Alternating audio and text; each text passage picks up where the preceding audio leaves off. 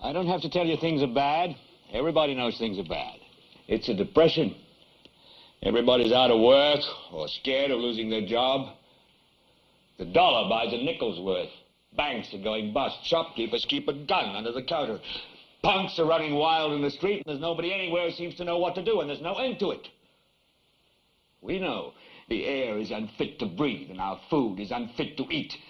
We sit watching our TVs while some local newscaster tells us that today we had 15 homicides and 63 violent crimes, as if that's the way it's supposed to be. We know things are bad, worse than bad. They're crazy. It's like everything everywhere is going crazy, so we don't go out anymore. We sit in the house, and slowly the world we're living in is getting smaller, and all we say is, please, at least leave us alone in our living rooms. Let me have my toaster and my TV and my steel-belted radios, and I won't say anything. Just leave us alone. Well, I'm not going to leave you alone. I want you to get mad. I don't want you to protest. I don't want you to riot. I don't want you to write to your congressman because I wouldn't know what to tell you to write. I don't know what to do about the depression and the inflation and the Russians and the crime in the street. All I know is that first, you've got to get mad. You've got to say, I'm a human being. God damn it. My life has value. So, I want you to get up now. I want all of you to get up out of your chairs. I want you to get up right now and go to the window, open it, and stick your head out and yell, I'm as mad as hell, and I'm not going to take this anymore. Hello, and welcome to Theater for Ideas. I'm Terry Doran, and I'm pleased to introduce you to my two guests who have worked hard, diligently, and nonstop for years to try to make this a better country. We are calling this show Last Rites for America. And the reason is that America has fallen. The inequality, drone killing, the gap between the rich and the poor, the laws favoring the rich at the expense of the poor, laws that can arrest any of us for any reason when we're supposed to be the land of the free and pride ourselves on dissent and freedom of speech. And Tim Tiernon came up with the show idea. I came up with the title, but basically we're worried, we're concerned. This is our country, this is your country.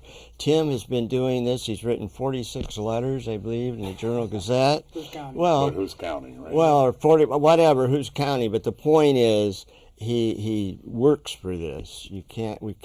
We're more than just talking. Today we're talking.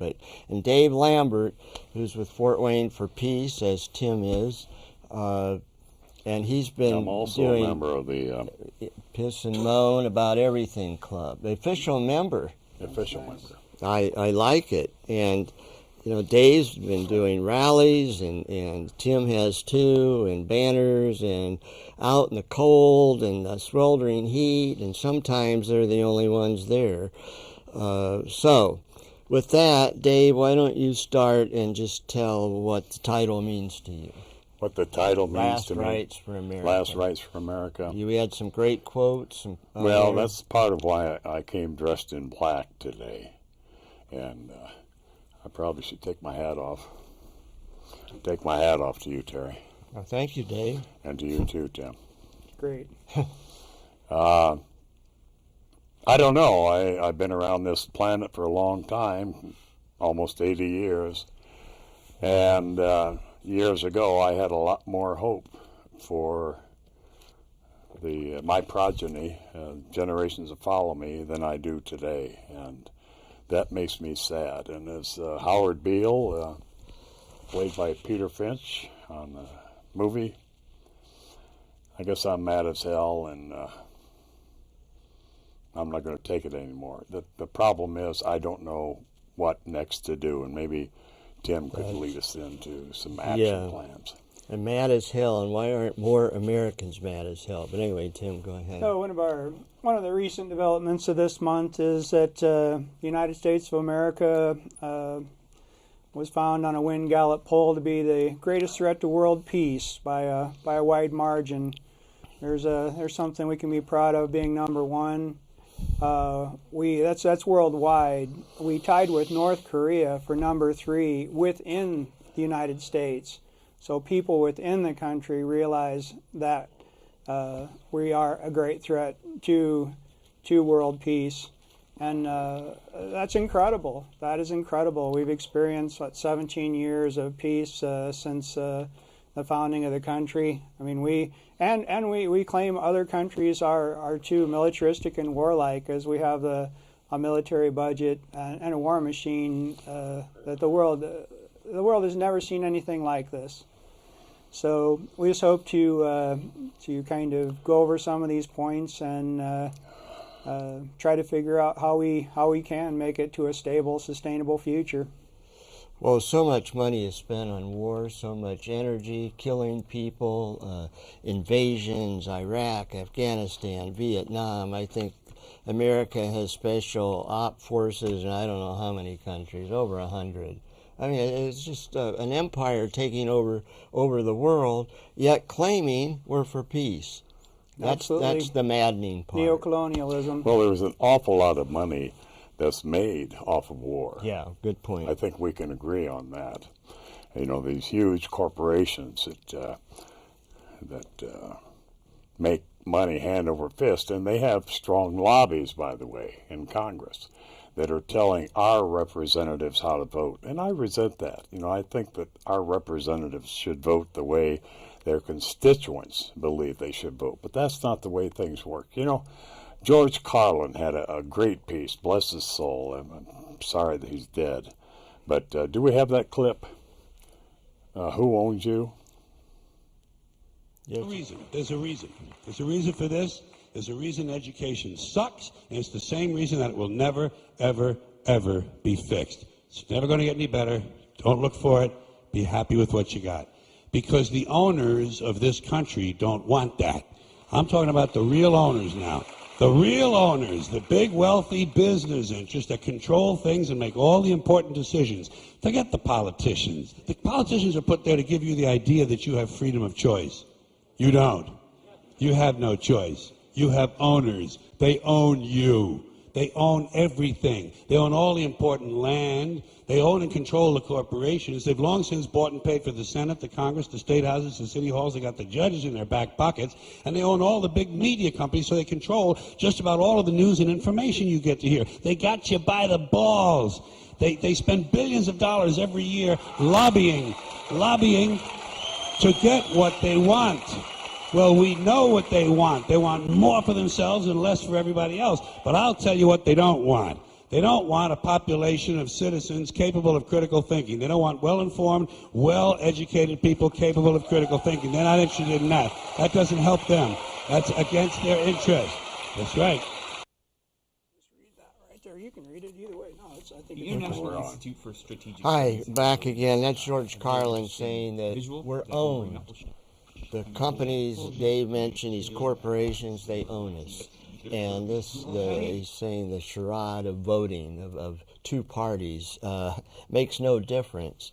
And Tim prepared an outline, and one of the things you said in your outline, Tim, that George Carlin just said, you say, it seems like thinking is painful to America. And George Carlin ends that rant there by saying, they don't want you to think. There's a reason that schools are falling apart and no good and have all this rote memorization, because critical thinking is the enemy. Absolutely. People like us that think for yourself, you see through all this. Common Core is not going to help. Exactly, Yeah. exactly. So rest in peace, George Carlin. Yeah. Yeah, go ahead. You want to read it? You want me to Sure, read it? Okay. either way. All right. I was just kind of wondering, some of it, we've been working to stop the Iraq War in particular since 2002. And at some point, you really have to think, what are the root causes of American exceptionalism, our militarism? How did we get the way we are? And so that's a lot of what I've been thinking about lately. Well, and that's the key word, exceptionalism. We're special. Once you go that route, you're special, everything follows that you can do anything you want because we're superior. Absolutely. We're a superior, And that's and what not Empire's just all about. superior with military and money, but morally. It's a superior. We claim a superior realization of God, and that's why we are going to get into a little Bible study here. Well, you go back to the founding, Tim, Native Americans, the moral imperative, what was it, manifest destiny? It's like you have a right. God, we can make better use of the resources. People of color, they're just not using their resources as much as the good white people can. So, Yeah, well, the latest issue of the War Crimes Times, and I advise everybody to get a copy of the War Crimes Times put up by Veterans for Peace. But the front cover says, "God bless America," and nowhere else. Yeah. God bless America. Well, let me read this that Tim says. This doctrine, handed down by the Supreme Court in 1823, what's the doctrine? that's just it. It doesn't have a title as much. Okay. It's really funny that this is the same year as the Monroe Doctrine, which is to keep European influence away from the white people in what is America. So this is concurrent with the Monroe Doctrine, even more ironic. Yeah, well, it goes on to say, Supreme Court in 1823, in which it said that the Indian nations, the Native Americans here, do not have title to their lands. They only have title of occupancy because they weren't Christians when the first Europeans got here. That the first Christian nations to discover an area of heathen and infidel lands has the ultimate dominion over those lands and the absolute title. And if that doesn't summarize U.S. of A., there you go. I don't know why it took me so long to get around to watching this movie, but I finally saw it. It's called Bury My Heart at Wounded Knee. Powerful movie. Great book. Yeah, great book too, yeah. D. Brown. But, it's all right there. We have screwed over Native America, the First Nations. We've screwed them over, and we continue to do that. I heard the History Channel this morning as I was preparing things. They were still debating who really discovered America. Was it Vikings? Was it the Irish? And I'm like, oh my gosh, there were real human beings here. Yeah. The native people are human beings. When they got here, there were human beings to greet them. Yes. Yeah, they just ignore that somehow. And we dispense with it by calling them savages. They're savages. Well, see, savages. Just like there's certain powers that be in Israel that refer to the Palestinians as savages.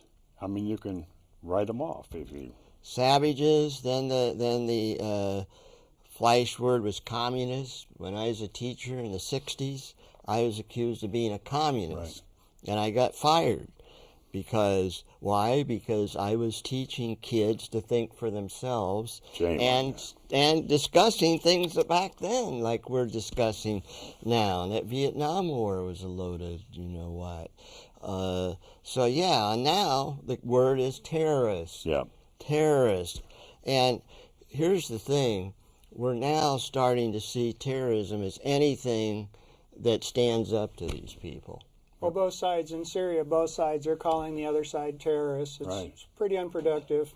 Ever since 9/11, you know, I don't recall, I'm not saying I never heard the word, but certainly it was not a common usage like it is now. Yeah. Until 9/11.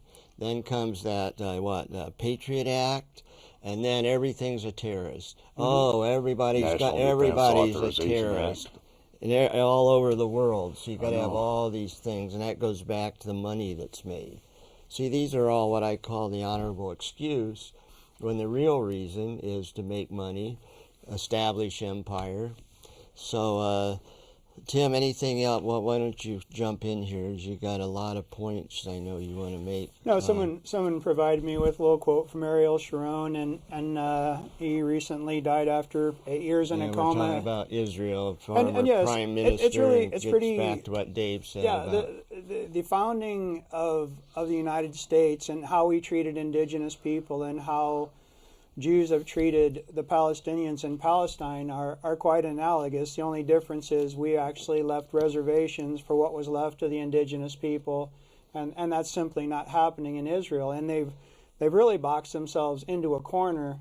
But here's a quote from 1956 that really explains the problem. And I would like to preface this with saying I do not believe this is the attitude of the Jewish people I know locally. Very nice people, and I think they'd be shocked about some of these things. This is Ariel Sharon in an interview with General Murham. Said, "I don't know something called international principles. I vow that I'll burn every Palestinian child that will be born in this area. The Palestinian woman and child is more dangerous than the man because the Palestinian child existence infers that generations will go on, but the man causes limited danger. I vow that if I was just an Israeli civilian and I met a Palestinian, I would burn him and I would make him suffer before killing him. With one hit, I've killed 750 Palestinians in Rafah in 56. I wanted to encourage my soldiers by raping Arabic girls as a Palestinian woman is a slave for Jews, and we do whatever we want to her, and nobody tells us what we shall do, but we tell others what they shall do." And people would be shocked by this, but if you look into Deuteronomy in the Old Testament, chapter 7, that is exactly almost quoted from the Bible, from the Old Testament. This Judeo-Christian ethic, it started with the Jewish religion, it went into the Christian religion, and it is the basis for our conduct today and American exceptionalism. And I was pretty shocked. Well, that's just a terrible. And it has nothing to do. I mean, statement. People have rejected all the teachings of Jesus Christ in the New Testament, the best of the New Testament, and we seem to be following the worst of the Old Testament, which the Jewish people in this area are Reformed Jews. They've definitely changed in the last several thousand years, and but as far as killing the adults and plowing their trees down, this is straight out of Deuteronomy. This is what is occurring today in Israel, and this is what they think God has told them to do because, well, they're exceptional. And it gives them the moral justification. It's both countries. I'm using it as an example for all of us. Yeah, and America gives I think like $40 billion a year to Israel. $3 billion a year, but we're giving them military weapons. Most of that 75% is military weapons. So tanks, planes. So when Muslim Arabs are being killed, it's by F-16s that, whether it has a Star of David or the American flag, I believe it looks a lot the same to the people who are being killed by our weapons. Yeah, I guess I have to, excuse me, but I have to wonder how much American people in general know about what our Congress is doing. I'm no whiz on the internet, but here lately I've been doing searches on the internet to find out the current status of Senate Bill 1881, which something like 59 senators are signed on to. They want to pass it, and it gives the United States authorization to attack Iran if Israel does it first. So we're right behind them. It also increases the sanctions against Iran. While our president and Secretary of State and everybody else are trying to reduce the sanctions. So I guess I have to wonder what the hell's going on. The American people are pretty much left out in the dark as to what our Congress is doing. I mean, they don't talk about it on television. Well, they don't talk much about it in the newspaper. How do average Americans become informed? Go to AIPAC meetings. Well, there's a contingent from Fort Wayne. Funny you should mention that. Sam is heading up a group to go to AIPAC in March. But, I mean, beyond that, I don't feel like I have any access to my congressperson. Do you? Oh, we can write. They write back, but it's amazing how many of our top officials have a guest yarmulke someplace on the shelf. They really do. They swear allegiance to AIPAC and to Israel. I get a form letter. I don't know about you. No, I've gotten actual replies and from Senator Lugar. Right, I've gotten personal replies to the letters, and I encourage everyone. That's one of the things you can do for peace is to. I contacted the White House, the switchboard. You reach a real person, nice lady who can connect you. I was talking to one of Harry Reid's staff people who said he would pass on my concerns to Harry Reid. So you can do it at just the price of a phone call. So it's supposed to be a participatory democracy, and yeah, exactly, yeah. Representative, that representative thing does not work. I mean, Congress represents the people who buy them, who employ them, which is the corporations. They don't represent us for the most part. If they did, we'd have national health insurance. We wouldn't be spending all this money on wars, and you see often people saying, oh, Iraq was a mistake. Well, my brother wrote a book called Making the World Safe for Capitalism. He argues that Iraq was not a mistake, that it achieved the goals of the United States. It was intentional. Yeah, exactly. Absolutely intentional, and really intentional evil. Our then President George W. Bush said he was going after evildoers, and the war was evil. Yeah. And they know what happened to them. They're sophisticated people, and sorry is just not really going to cut it. Well, let's see we have a clip, the top 10 military nations. You'll see the comparison of. I wonder how. It's what you said earlier, Tim. And then we'll play it through the drone strikes, those two pieces. They're both short. Great. The International Institute for Strategic Studies has released a really interesting visual that we'll bring up. We'll show you here, talk about a little bit. It's the comparative defense statistics for defense budgets and expenditures from nations all around the world. And you can see here that the United States is massive. We talk about this all the time, defense spending and how we can definitely afford to cut it. This, in the clearest terms possible, shows that you can clearly see the United States has about a third again as much total spending at $700 and almost $40 billion in comparison to the next top 10 countries. By one count, President Obama has already used unmanned CIA drones to strike more than 300 suspected terrorist targets, even more than his predecessor. But today we learned just how much authority the administration believes it has to kill without trial or evidence suspected terrorists, even American citizens. A newly disclosed Justice Department document says American citizens tied to al-Qaeda can be killed if, quote, an informed high-level official believes the target poses an imminent threat. But the document says it, quote, does not require the government to have clear evidence. Case in point, Anwar al-Awlaki, an American citizen and top al-Qaeda leader linked to several terror attacks. He was killed in a 2011 drone strike. Human rights advocates say the Justice Department memo goes way too far and justifies essentially a claim that the executive branch can be judge, jury, and executioner. As soon as he became president, Barack Obama stopped CIA tactics like waterboarding that he considered torture. But this justifies outright killing of a suspected terrorist. How does dropping a bomb on an American citizen without any judicial review, any trial, not raise the very human rights questions or more human rights questions than something like waterboarding? The president understands the gravity of these issues. That is why he is committed to taking it very seriously. Tim, talk about Nation of Laws a little bit. You were going to say something. It is interesting. I read a book called Rogue State, which really lists the UN votes. And in the media, you'll often hear that other countries are outliers to international consensus. And what you find when you study, in particular, the United Nations votes is the outlier are usually United States, Israel, the Marshall Islands, very important place, Marshall Islands, but they will go against 160, 170 countries, really international consensus on so many issues of just environmental. We have problems with signing treaties banning. You'd think we'd be the world leader in signing treaties against nuclear, biological, chemical weapons, landmines, cluster bombs, depleted uranium, dioxin. We are the world trailer. We trail the world.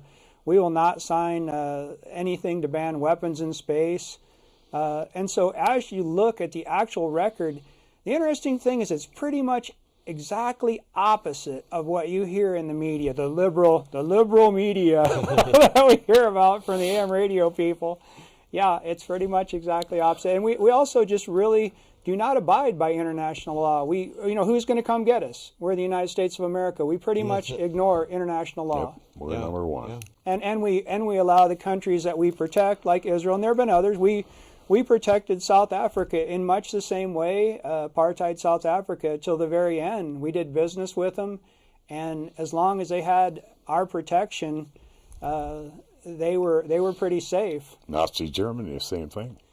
Well, we kind of helped their build up all the way to the war, and we really need to take responsibility for that someday. But could be a whole show on that. Yeah, and again, it's an advertisement country. I mean, greatest generation and all that. And, and great way to sell books. Aside flatter people, flatter them. They'll buy your book. I see that book everywhere. Yeah.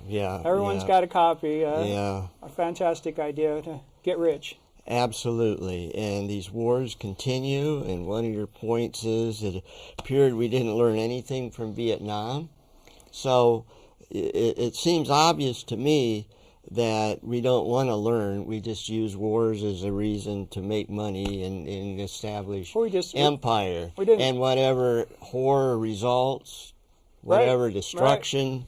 Right. We're poisoning these lands with, we poisoned Vietnam with dioxin. We poisoned Afghanistan, Iraq, Bosnia with depleted uranium. Fallujah will have deformed children till the end of time. Right. Till the end of time. Who does that? Who does that? A lot of GIs are coming back. And our own. We poison our own soldiers. Exactly. Oh, yeah. This thing support your troops once there's no further use of them. We were so ready to believe anything the government said about Syria chemical attacks before the UN weapons inspectors had ever issued a report. I know. I was just that's what happened. I had a full head of hair for that. It just is horrible. It's horrible. You're thinking, did we learn nothing? Weapons of mass destruction. Oh yeah. You really. We did not wait for the UN report. We were claiming, we absolutely know who did it, and it did not ring true. And there's still a lot of questions about the details of chemical attacks in Syria. Absolutely, and by that criteria, America has more weapons of mass destruction than probably the whole world put together. Pot calling the kettle black. Yeah. But nobody seems to want to talk about, why that is. Of course, we want to be number one, but who's number two? China, Russia? I don't know. Russia, absolutely. But the problem is they pretty much have the same amount of strategic nuclear weapons, hydrogen bombs on alert. The Cold War didn't really, the end of the Cold War did not change the situation where both the United States and Russia can destroy Earth. Either country can destroy everything you see now. And that's the reason we wear the peace sign. That's a anti-nuclear symbol. And then that's simply, it's right back here. And this is the reason why this is the basis for our work. The people who have the power to push that button, to blow the world up, as you said, I mean, don't they realize that they're going to blow up with it? Don't they understand that? There's actually been movies about this, strange movies. Okay, that's why we're exploring Mars, right? And other places to live. We might have to. The Earth cannot survive much. 1,000 hydrogen bombs. They're 10 miles up, 100 miles wide, set everything combustible on fire. The firestorms, I mean, people don't understand the hell that would happen with even one hydrogen bomb. And right here in Fort Wayne, we are targeted with 2 hydrogen bombs right now, right here. Only 2? Gosh. It's a redundant system, and I find it completely unacceptable. I like the city, I like the country, I like the planet. Who's doing the targeting? They're from Russia. We're targeting their cities. There's a city just like us. Our sister cities aren't the sister cities that we recognize in Fort Wayne. Our sister cities are everywhere. These are fellow human beings. Russians look a lot like us. We are all related. Everyone on Earth is related. We're all part of the fabric of life. And, the clip on the drones, for example. Think of a country sent drones here. There's 44 countries. 44 countries currently have a drone program. Yeah. We will not think they're so cool when they come over our borders and we're collateral damage. I don't think we're going to think it's so fun. Exactly. Right. And that's one of the things when you say, your title of this program, people don't understand. It can already, Iran has sent them to probe Dimona, the nuclear facilities in Israel.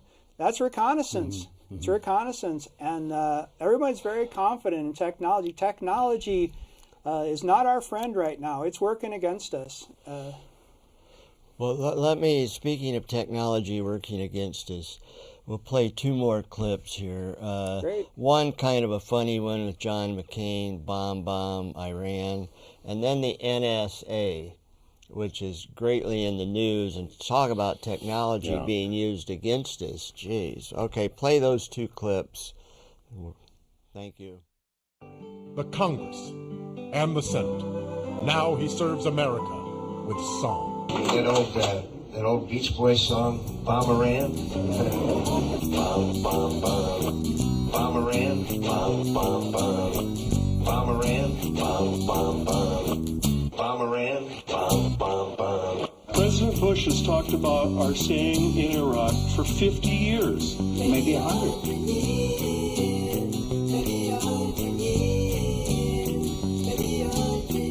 Maybe 100. Maybe 100. I'm sorry to tell you, there's going to be other wars. Other wars. Wars. Other wars. Wars. John McCain's platform, and it certainly looks inviting for the fall. He has promised less jobs and more wars. Nobody but nobody's gonna rain on my parade.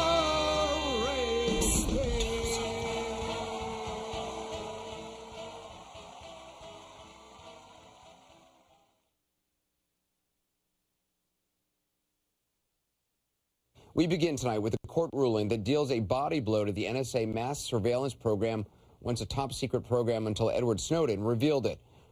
A program that can collect phone records on each and every call that Americans make. D.C. District Court Judge Richard Leon ruling the program likely violates Fourth Amendment protections against unreasonable search and seizure. He writes, quote, "I cannot imagine a more indiscriminate and arbitrary invasion than this systematic and high-tech collection and retention of personal data on virtually every citizen for purposes of querying and analyzing it without prior judicial approval. Judge Leon, a George W. Bush appointee, called the program, quote, almost Orwellian, and says that founding father James Madison would be aghast at the scope of it. All the same, he did hold off shutting the program down, giving the government 6 months to make a case for continuing it. In Utah. It's big. Well, NSA spying on its own citizens, no end in sight, justify it. When I order a pizza, how is that a threat to world peace or American security? And everything is security or national security. If they don't want to tell you anything, it's national security. And it speaks to the fact that we're talking about what we do to other countries. We don't treat our own people all that well. No national health insurance, only industrialized country. Say that about fracking. You talked about the environment. We're ruining the environment with stuff like that. And taking people's homes and their land and I realized poisoning it. In the military, one of the strangest realizations, Guantanamo is a secret facility, and I asked someone who was there, I said, isn't there just a chain link fence? Can't the Cubans actually see what's going on? And he said, yeah. I said, why is it secret? And he said, it's secret from Americans. Yeah, right. It's secret from the American taxpayers. Yeah. That's why so many of these things, our enemies are very aware, or even our allies. Everyone does have some kind of intelligence network. They know where things are. They're secret from us. And that's kind of amazing. Yeah, and here in the land of the free, more people in prison in America than anywhere on earth. And how do we have a torture prison in another country? I've never understood that. Called extraordinary rendition. We want to keep our hands clean there. Yeah. Oh yeah, it's enhanced interrogation. It's all word games, and I believe these people in favor of waterboarding wouldn't survive the first one. They would be screaming for yeah. If anybody who voted for war had to go fight the war, you'd end war within 5 minutes. Absolutely. It'd be ended by the time this show is over. You'd pull all the troops out of everywhere. It's just maddening, you know. And getting back to prisons, Dave made a video and it showed that prisons are becoming private. And that means corporations run the prisons and they make money. So how do they make money? They need customers. Oh, yeah. And that's what they want to privatize everything. So, well, Dave had a good point before we showed the clips, and I'll ask both of you, what keeps you going? Dave's point was, what can people do? So let's start with what keeps you guys going? All three of us been doing this a long time. I got fired from my teaching job for Vietnam, and I could ask, what good did that do? Yeah. Then comes Iraq, then Afghanistan. There's so many in between. Iraq is still ongoing. And Iraq is still ongoing. We are sending Hellfire missiles for a spring offensive. But I think it's a fair question. Yeah. What keeps us going? Yeah. And what keeps people from dropping out of the peace movement? I don't know. I'll tell you what keeps me going. It's drugs. Great. Cheap drugs. There you go. No, I'll answer that with a little story about a man by the name of A.J. Musty that Tim likes to quote often, who said, there is no way to peace. Peace is the way. But he was... did you ever hear that story? I think so, but go ahead. It's a Have good you heard one. that story? I think sure, I know sure, it. But I'm not going to tell it again. No, it's good. A lot of people listening haven't we heard have the it. banner, and Okay, well, I'll make it short. Stayed with it. But here's this old man, my age or older, standing in front of the White House. He's been doing this day after day, protesting the war in Vietnam with a lot of other people, because, people knew who this man was. And they liked to, be with him. But anyway, one evening, it started raining, and there were no peace activists around. They didn't bring umbrellas or something, I don't know. They didn't show up. And so a reporter came up to A.J. Musty and said, "Pardon me, sir. Do you really expect to change your government by standing out here in the rain holding a sign?" And this little man looked at him. He said, "Oh, no, sir. No, young man." He said, "That's not why I'm here." He said, I don't do this to try to change my government. I do this so my government doesn't change me. And I've got to remember that. Because if I don't, I may chuck it all and say, the hell with it, Let somebody else do it. Let somebody younger do it. But I have to keep that in the back of my head. I don't know what keeps you going, Tim. You're like a... It's pretty simple. I was trained by the United States Air Force in chemical, biological, and nuclear warfare. Months of training down in San Antonio with Iraqis were all over San Antonio at the time. We trained and armed them through the 80s. I distinguished graduate of the military school down there, School of Aerospace Medicine. But how does that keep you going today? Well, when you really understand the true danger of nuclear warfare, just nuclear warfare alone, and you realize that it will destroy your entire planet, everything. There's a lot of people working, save this, save that, one endangered species. This is the entire planet Earth. That, we have accidents on a regular basis. They're in the paper. There's a plane flying around, didn't know they had half a dozen nukes on the plane. But talk about yourself, Tim. What keeps you going? It is the fact that we must change in order to survive. This is really a situation of non-violence or non-existence. We truly, and I've realized this for a very long time, it's pretty much in keeping with this program that I almost didn't make it out of childhood because of the Cuban Missile Crisis. We came very close to going to war with Syria, who has a mutual defense treaty with Iran. Both of them are backed by Russia. We would get into direct conflict with Russia. Testosterone levels rise, and we have people crazy enough. I know for a fact that the United States Air Force believes in tactical nuclear warfare, that you can use a small nuclear weapon, and that won't count. It's insane. I've read this in the magazine for general officers. I know they think this way, and I know they're wrong. We are the only country who believes we could use, say, a bunker buster in Iran, and that won't count because, well, it's a small one, and it's us. It'd only be evil if someone else did. Yeah, it's evil if someone else does it. So, right. So is part of our mission in the peace movement to try to educate and change other people's minds, their attitude? Here we are. Okay. It's one of the things. I mean, we're activists. We've rallied. We've done quite a bit of things. You write, you call, you do. But this is one way. And later on we're going to tell people some of the things they can do to join us. We have 360,000 people in Allen County, and you know how many times we both stood alone. While you're standing alone, you really have time to reflect on how odd that is. How odd that is with so many churches. They pray for peace, but they actually only support war. Pretty much. On the International Day of Peace this last year, Associated Churches of Fort Wayne had a military fundraiser. That was their activity. So it's pretty obvious. They raise funds for the military? Absolutely. Like they don't have enough money already? Oh, people do have bake sales and garage sales for a well-paid military. And it is exactly opposite of, there's used to be a bumper sticker. I wish the military had to have bake sales to get the planes. Well, we have a group in Fort Wayne who they're well-intentioned, but they really believe that they need to raise even more money for the military. Wow. Oh my gosh. Yikes. See, it gets back to your commentary about religion and Christianity.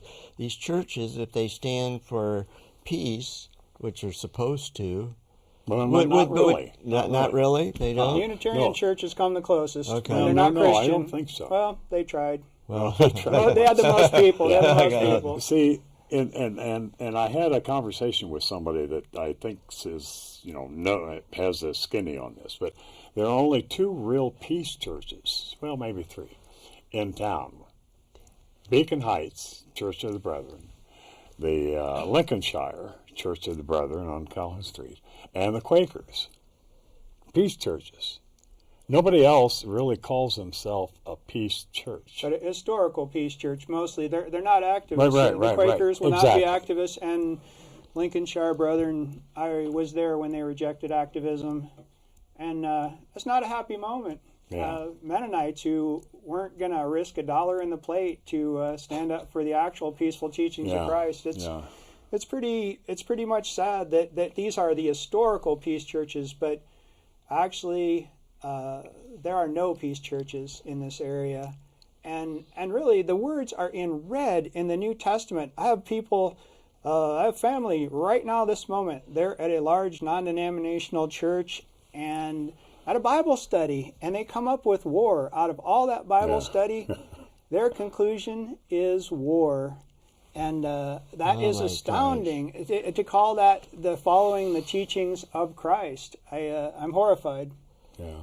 And hope they don't see the show. Why? Why do you hope that? Oh. They come after you? No, they wouldn't come after you. If all you know is propaganda, the truth really seems like lies. The truth is just it's beyond their understanding, and people literally believe, that it's like George Orwell, that war is peace. Yeah. Slavery is freedom. This is where we're at now. Yeah. Perpetual war for perpetual peace. Yeah, George Orwell, wow. 1984, the novel. Rolling in his grave. He was a naive optimist. He was a naive optimist. Actually, there's some people that think that conditions are worse now than they were when Orwell predicted them. They're worse now, with all the surveillance. People might think we're cynical, but really every time I question and I think, am I being too cynical? And usually I find, you find you're naive. You find that with more information, like you're really not... It gets back to what you said, people are so full of propaganda and believe lies become truth. Orwell said in times of universal deceit, telling the truth is a revolutionary act. Right. That's paraphrasing, but that's basically what he said, Here we are. So I think you guys are champions of truth. Well, you know what? There are some people that will say, why weren't the Germans able to stop Nazism? They must have known what was going on. And the Italians, why couldn't they stop Mussolini? Well, as a matter of fact, there was a fellow that wrote quite an essay, a thesis on the 14 characteristics of fascism. And guess what? Our country fits every one of those. I think we have a clip on that, Terry. How much time we have, Jim?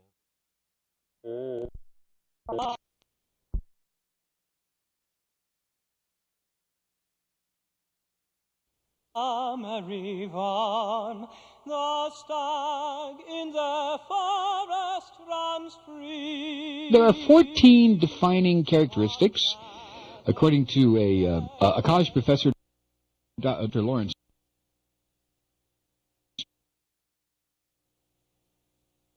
Britt, who has examined fascist regimes. There are 14 defining characteristics common to each. So you tell me.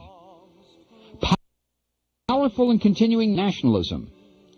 Flags are seen everywhere, flag symbols on clothing, public displays. Disdain for the recognition of human rights. People tend to look the other way or even approve of torture, summary executions, assassinations, long incarcerations of prisoners with no charges.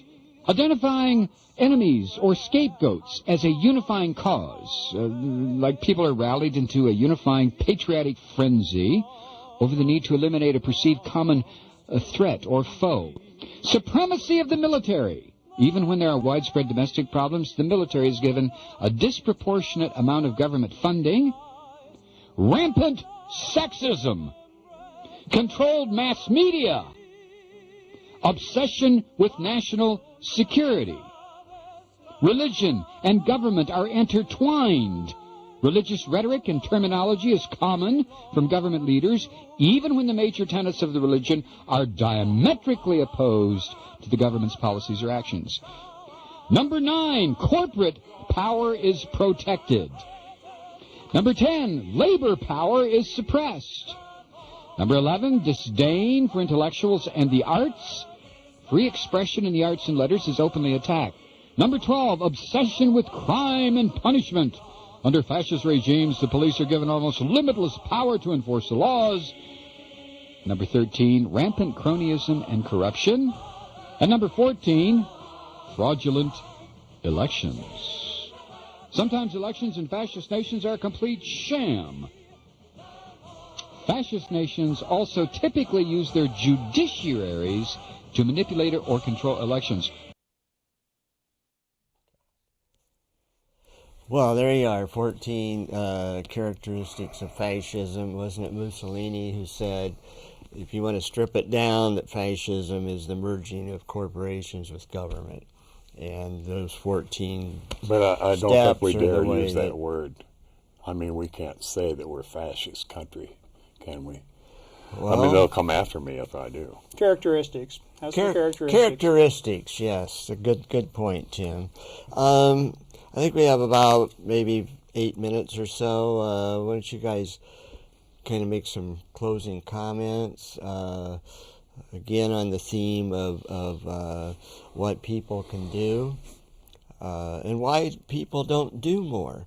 They just feel helpless. Do they actually believe this stuff? That's what I fear the most. They actually believe it. It is so strange with so much information out there. People can speak into their cell phone and come up with the answer to arcane questions, and still people seem so ill-informed. It is shocking. As far as our group, Fort Wayne for Peace, if you look it up on Facebook, you can find latest information. We'll link to important news articles and other information. And also, we are an activist group. We rallied every month from 2002 until 2012, when we really kind of ran out of people. And so we do actually rally, and it is important. I mean, it is so strange that people will volunteer. They'll rally for breast cancer. On the International Day of Peace, there were 60 of us. We watched over 2,000 people march by across the street for Alzheimer's. A very good cause, commend them, but war is a disease, and it is so sad. We have not fielded probably 100 people since the Iraq War began, and that is our shame. That is our shame. People will, they send peace on earth Christmas cards to each other to assure each other they're not warmongers, and the churches have pious prayers for peace as they support war, and there's many things that can be done. Dave got me. I joined him. He started the rallies in October 6, 2002, and one of the first things we had was a list of 10 things that you could do. The problem was simply that people did not do them in general. Mm-hmm. And damn it. Well, and I said it was a shame you can't drag them out of the house and make them actually do things, but they seem to make it to other events. People have made fun of us for activism, and say an issue like gay rights comes along, they are out there with the sign. The teachers, when their paycheck was in danger, boy, the flag's upside down, they are chanting and rallying. And then it's not silly when it's other issues, but when it's world peace, that's just silly, and that's killing me. Yeah, Tim, one of the things, and we've talked about this too, but one of the things that made a difference during the run-up to the war in Iraq, you remember we were getting like 200-300 people down on the courthouse green. 300. Not every month, but every week, and people were speaking out, and it wasn't just Fort Wayne; it was all over. Worldwide. 25 million, every continent. How many? 25 million. 25 million people saying no war on Iraq. And, but after the war started, after Bush started the war, we couldn't get the people out. But I think the thing that made the difference during the run-up was there was a lot of hope that, we could stop this war. Mm-hmm. And there were people from gay rights, there were people from the environmental movement, there were people from, all causes. Labor was out there with us. And we were all marching and protesting together. And then once the war started, I think what happened was people said, oh, the hell with it, It didn't work. We failed. So we'll go back and work on our own causes. I think that's what happened. Well, that's a good point. I remember attending a forum at IPFW with then Congressman Souter. Of course, he was all for war. But almost everybody who spoke was against Iraq war. And I remember seeing Congress members showing stacks of letters from their people they represent, all opposed to the war. And, you know, back in the Vietnam days that we've talked about, this was before not before technology, but before cell phones and internet and all that. People protested on the streets against Vietnam, and actually that protest helped to stop that war. Now, granted, more wars followed, but it speaks to what is this technology doing for us. Exactly. Yeah, we didn't have any cell phones or internet. Voices have been silenced. Professors who led student walkouts are now afraid that they will be fired. The churches are, like I say, pious prayers, but support for war, actual support for war and militarism. Teachers are literally, like yourself, you're a fine example. You stood up for peace, and here we are. And professors, especially without tenure, are very afraid that they will lose their positions. Anybody with a building lose government funding. And again, this is not the United States of America that we'd like to see. And in the opening comments, I talked about freedom of expression. If you can't express yourself and your views on a college campus, we're in deep trouble. Yeah. We're in deep trouble. And you're going to lose your job for fear you're going to say something about the Iraq war. I know teachers lost their job. I know a lady in Bloomington. I talked to her, and she had lost her job, I think, for just showing a book that showed a different point of view to, like, second graders. If people want to know why your history professor, especially a professor level, looks really sad once in a while, it's because they know a lot of truth about our actual history, but they're not able to tell you for fear of losing their job. Yeah, you'll see that sad look cross their face, and that's what that sad look is. Well, look what happened with Howard Zinn book, you know. The exactly. And our own ex-governor saying, you know, I found myself unwelcome at IPFW at Howard Zinn book reading. I really, I was not welcome there. They Howard Zinn book absolutely. Reading. They said you're going to cause trouble. This is you know, please, you know, get out of this ballroom. Well, were you carrying a gun or what? No, something much more dangerous. Peace materials are much more dangerous. That's good. Oh, that's a great one to end on right there. Something far more dangerous. Well, we have a minute left, so I'm just going to say thank you. That was a great line to end on, Tim. Peace materials, far more dangerous. That's basically the theme of what we've been talking about. You know, there's not opposing points of views in schools. Yeah. Not even to say peace is better than war, to at least bring up the point that peace is an option. But military recruiters have full run of the schools. Yeah. Dave and I tried to get into a high school, and the principal said we would be arrested when we crossed the sidewalk. Right. And she was friendly to us. Yeah. She was telling us, I have no choice but to have you arrested. But the recruiters have free reign. Well, I want to thank Tim Tiernon, who worked so hard for so long. I met Tim at a peace rally. Hey. So there are things that result tangibly. Tim is this the third or fourth show he's been on that we've done together. Dave Lambert, an old friend, and he writes letters. I've never been on a show with you before, and Terry. I don't think he has. I want to thank Cable Access. This is a great part of America. So thank our crew, Jeff, Patty, and Bob, and thank you for watching. Please think for yourself.